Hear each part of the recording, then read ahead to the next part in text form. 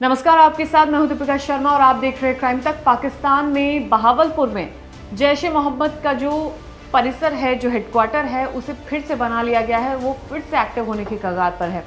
ये वही हेडक्वार्टर है जहां से तमाम पाकिस्तान में मौजूद आतंकवादी गतिविधियां होती हैं, एक्टिव होती हैं। ये वही हेडक्वार्टर है जब ऑपरेशन सिंदूर के दौरान इसे ध्वस्त किया गया था। लेकिन अब कुछ नई तस्वीरें सामने आई हैं जिसमें देखा जा सकता है कि इस हेडक्वार्टर को फिर से बना लिया गया है। उसमें नया फर्श लगाया गया है, नए दरवाजे लगाए गए हैं, चारों तरफ रोशनी है और उसे फिर से करोड़ों रुपए लगाकर नया तैयार कर लिया गया है। भारत की ओर से किए गए ऑपरेशन सिंदूर के दौरान इस परिसर को पूरी तरह मलबे में बदल दिया गया था, लेकिन करीब 15 महीने बाद उसी जगह को फिर से रिकंस्ट्रक्ट किया गया है और उसे वैसा ही बनाया गया है जैसा वो पहले था। ये कहानी पाकिस्तान के बहावलपुर में मौजूद मरकज सुभान अल्लाह की है। ये मरकज सुभान अल्लाह वही परिसर है जहां से तमाम आतंकवादी गतिविधियां एक्टिव होती हैं। रिपोर्ट के मुताबिक पाकिस्तानी एस्टेब्लिशमेंट की तरफ से जैश ए मोहम्मद को रिकंस्ट्रक्शन के लिए 25 करोड़ पाकिस्तानी रुपए दिए गए, यानी कि बनाने के लिए 25 करोड़ का इंतजाम किया गया और फिर उसे दोबारा से बनाया गया है। वही जगह, वही हेडक्वार्टर जहां से तमाम गतिविधियां एक्टिव होती हैं, वही हेडक्वार्टर जब ऑपरेशन सिंदूर के दौरान उसे ध्वस्त किया गया था। 15 महीने बाद ही इसे फिर से नया बना दिया गया है। ये परिसर जैश ए मोहम्मद से जुड़ा प्रमुख ठिकाना है। जैश ए मोहम्मद पाकिस्तान में मौजूद एक आतंकी संगठन है जिसका फाउंडर मसूद अजहर है और जैश ए मोहम्मद को इंडिया, अमेरिका और यूएन ने आतंकी संगठन घोषित किया गया है और मसूद अजहर ने इसे बनाया था और उसी जगह से तमाम ये गतिविधियां एक्टिव हुई हैं। तमाम गतिविधियां जगह जगह पर जहां पर कई आतंकवादी हमले हुए हैं उनका नाम जैश ए मोहम्मद से जोड़ा गया है कि जैश ए मोहम्मद ही उन तमाम आतंकवादी हमलों के पीछे था। रिपोर्ट में दावा किया गया है कि ऑपरेशन सिंदूर में नुकसान पहुंचाने के बाद बड़े स्तर पर रिकंस्ट्रक्शन हुआ। अब सवाल सिर्फ ये नहीं है कि इमारत दोबारा कैसे खड़ी हुई, सवाल यह है कि इतना जल्दी पुनर्निर्माण किस तरीके से किया गया, इसके पीछे पैसा किसने लगाया। आज की इस वीडियो में पूरी टाइमलाइन बताएंगे और बताएंगे कि मरकज सुभान अल्लाह इतना महत्वपूर्ण क्यों माना जाता है, इंपॉर्टेंट क्यों है, इसकी बाउंड्रीज कहाँ से लगती हैं, किस तरीके से उस जगह से तमाम गतिविधियां एक्टिव होती हैं। तो सबसे पहले समझिए कि मरकज सुभान अल्लाह क्या है। बहावलपुर पाकिस्तान के पंजाब प्रांत में ये मौजूद है और यहाँ मौजूद मरकज सुभान अल्लाह जैश ए मोहम्मद का प्रमुख केंद्र है, यानी कि जैश ए मोहम्मद वही आतंकी संगठन जहां से जो तमाम आतंकी गतिविधियों को बनाता है, उसको एग्जीक्यूट करता है।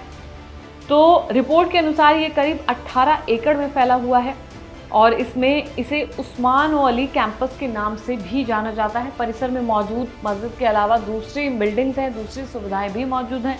इस परिसर का इस्तेमाल जैश ए मोहम्मद के कैडर्स की रिक्रूटमेंट के लिए किया जाता है, उनकी ट्रेनिंग के लिए किया जाता है और यही वजह है कि परिसर सिर्फ एक इमारत नहीं है बल्कि जैश ए मोहम्मद का बहुत ही इम्पॉर्टेंट पॉइंट है जिस जगह से तमाम चीज़ें होती है। रिक्रूटमेंट होना हो, ट्रेनिंग होना हो, ये तमाम चीज़ें इस पूरे कैंपस के अंदर होती हैं।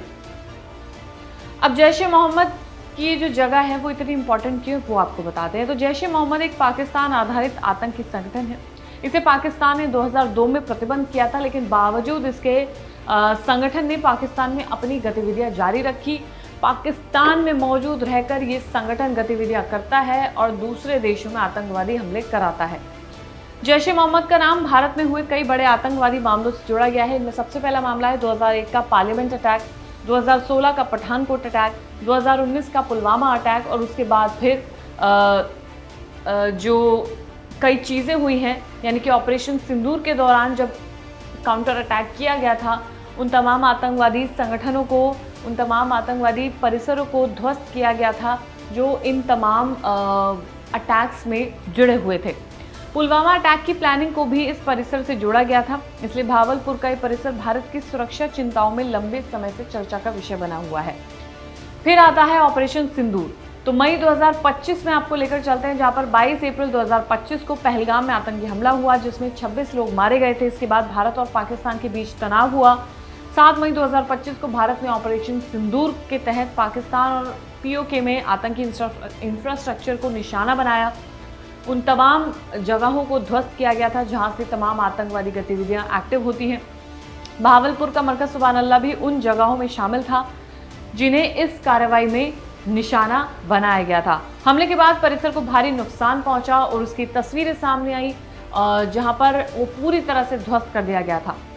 उसके बाद ऑपरेशन सिंदूर के बाद स्थिति क्या थी वो आपको बताते हैं। तो हमले के बाद परिसर के कई हिस्से बुरी तरह क्षतिग्रस्त हो चुके थे, मलबे में तब्दील हो चुके थे। केंद्रीय हॉल को नुकसान पहुंचा था, कुछ बिल्डिंग्स को नुकसान पहुंचा था, परिसर में कुछ हिस्सा मलबे में तब्दील हो जाता है, यानी उस समय परिसर की स्थिति बेकार हो जाती है। लेकिन कहानी यहाँ पर खत्म नहीं होती है।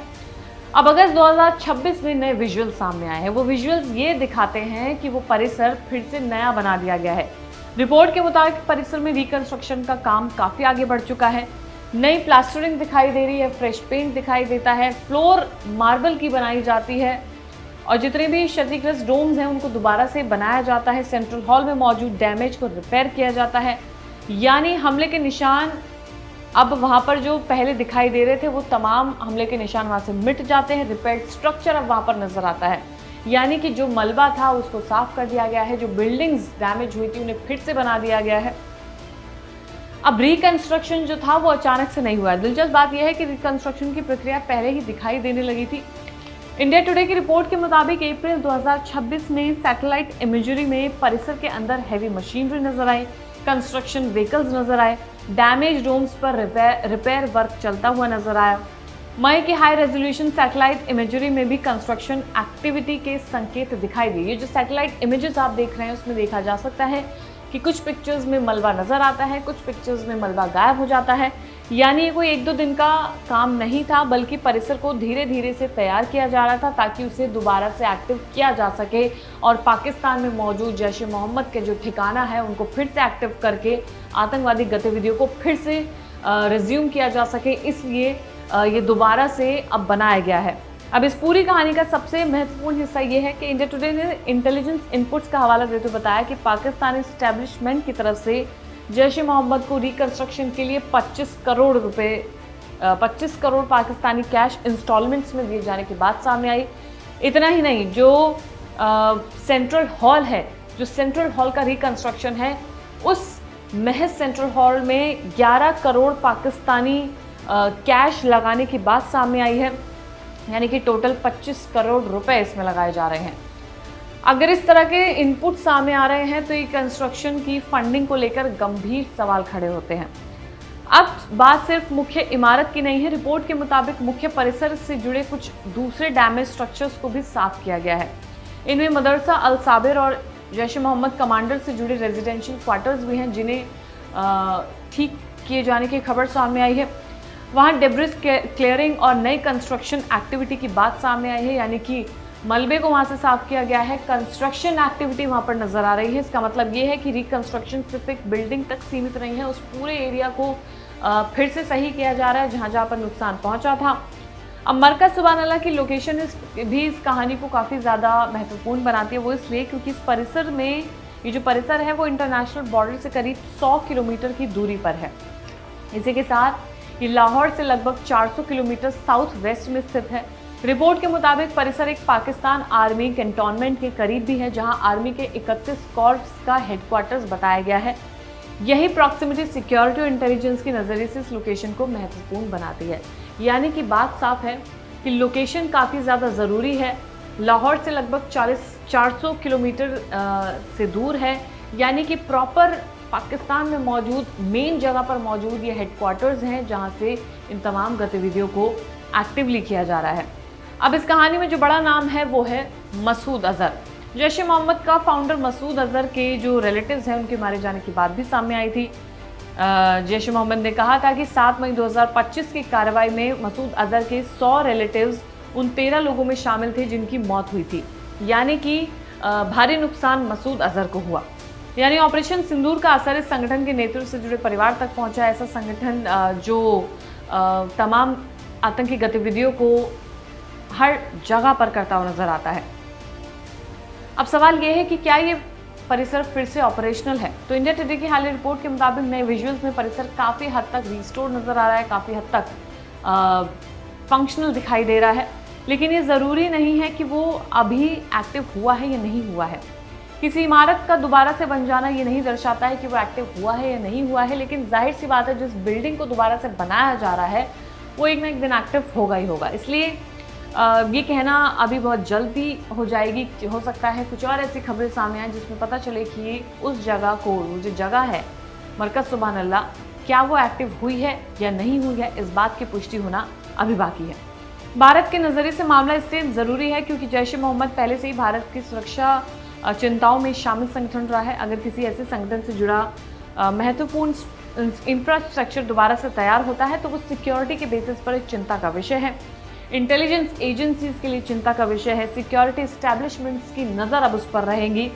सवाल उठता है कि क्या पुराने नेटवर्क फिर से सक्रिय हो सकते हैं?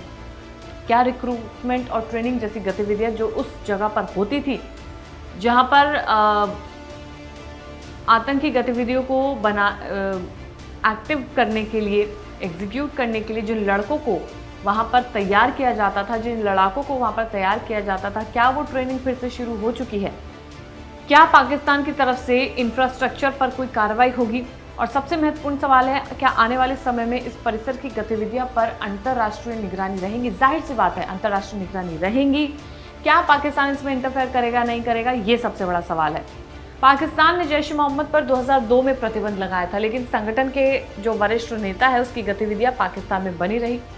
ऐसे में किसी प्रतिबंधित संगठन से जुड़े परिसर का दोबारा तैयार होना कई सवाल खड़े करता है। अगर रिकंस्ट्रक्शन में सरकारी मदद के इंटेलिजेंस इनपुट्स सही साबित होते हैं तो मामला और गंभीर हो सकता है। हालांकि इन फंडिंग्स क्लेम की स्वतंत्र पुष्टि के लिए आधिकारिक दस्तावेज या स्पष्ट सार्वजनिक एविडेंस जरूरी होंगे, इसलिए हर हिस्से को फिलहाल रिपोर्टेड इंटेलिजेंस इनपुट के नजरिए से समझना होगा।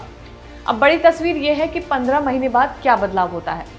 मई 2025 में ऑपरेशन सिंदूर के बाद परिसर को भारी नुकसान पहुंचा, पहली बात। दूसरी बात, उसके बाद कुछ समय तक वहां पर वो जगह डैमेज रहती है, मलबा वहां पर नजर आता है।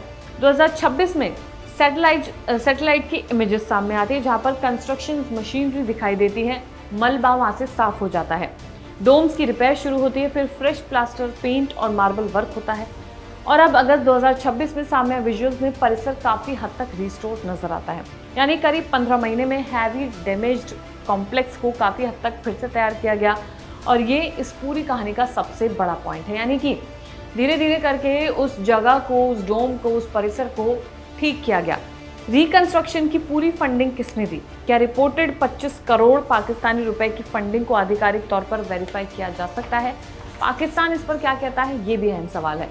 क्या परिसर में सच में जैश ए मोहम्मद की रिक्रूटमेंट और ट्रेनिंग एक्टिविटीज फिर से शुरू हुई है? ये अहम सवाल है। पाकिस्तान सरकार इस पूरे मामले पर क्या रिएक्शन देती है, ये अहम सवाल है। क्या इंटरनेशनल एजेंसीज इस डेवलपमेंट को लेकर कोई कदम उठाती हैं, ये अहम सवाल है। और क्या आने वाले महीनों में सैटेलाइट इमेजरी या इंटेलिजेंस रिपोर्ट से और जानकारी सामने आ सकती है? फिलहाल इन सवालों के जवाब ढूंढे जा रहे हैं। क्या आने वाले वक्त में कोई और ऐसी इमेजेस या वीडियो सामने आएंगी जिससे कहा जा सकता है कि जैश ए मोहम्मद फिर से एक्टिव हुआ है? तो कुल मिलाकर भावलपुर का मरकज सुभान अल्लाह एक बार फिर से चर्चा में है। ऑपरेशन सिंदूर के बाद जिस परिसर को भारी नुकसान पहुंचा था, 15 महीने बाद वो फिर से तैयार होकर खड़ा हो जाता है। 25 करोड़ रुपए लगाने की बात उसमें सामने आती है। पाकिस्तान इस पर क्या एक्शन लेता है, पाकिस्तान इस पर क्या जवाब देता है, वो अहम सवाल होगा। साथ ही इंटेलिजेंस इनपुट्स के हवाले से फंडिंग को लेकर बड़ा दावा किया गया है, लेकिन फंडिंग और मौजूदा गतिविधियों जो सामने आ रही है उन दावों को स्वतंत्र रूप से स्पष्ट होना भी ज़रूरी है। एक बात ज़रूर साफ है कि दक्षिण एशिया में आतंकवाद और इससे जुड़े इंफ्रास्ट्रक्चर का मुद्दा अभी भी भारत की राष्ट्रीय सुरक्षा के लिए बेहद महत्वपूर्ण है। अब देखना होगा कि जो रिकंस्ट्रक्टेड फैसिलिटीज़ हैं वो आगे चलकर क्या इंटेलिजेंस सामने आती है या पाकिस्तान इस पर कोई प्रतिक्रिया देता है या नहीं देता है।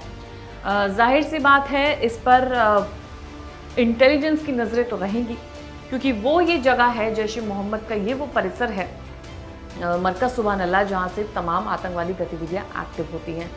जाहिर सी बात है इंटेलिजेंस की नज़र इस पर होगी। पाकिस्तान इस पर क्या प्रक्रिया देता है वो अपने आप में एक अलग दिलचस्प बात होगी, लेकिन जो तस्वीरें सामने आई वो यही दर्शाती हैं कि फिर से उस जगह को बना लिया गया है जहाँ से तमाम आतंकवादी लड़ाके निकलते हैं और फिर दूसरे देशों में उन तमाम गतिविधियों को अंजाम देते हैं। फिलहाल इस खबर में इतना ही। तमाम खबरों के लिए आप देखते रहिए प्राइम टाइम।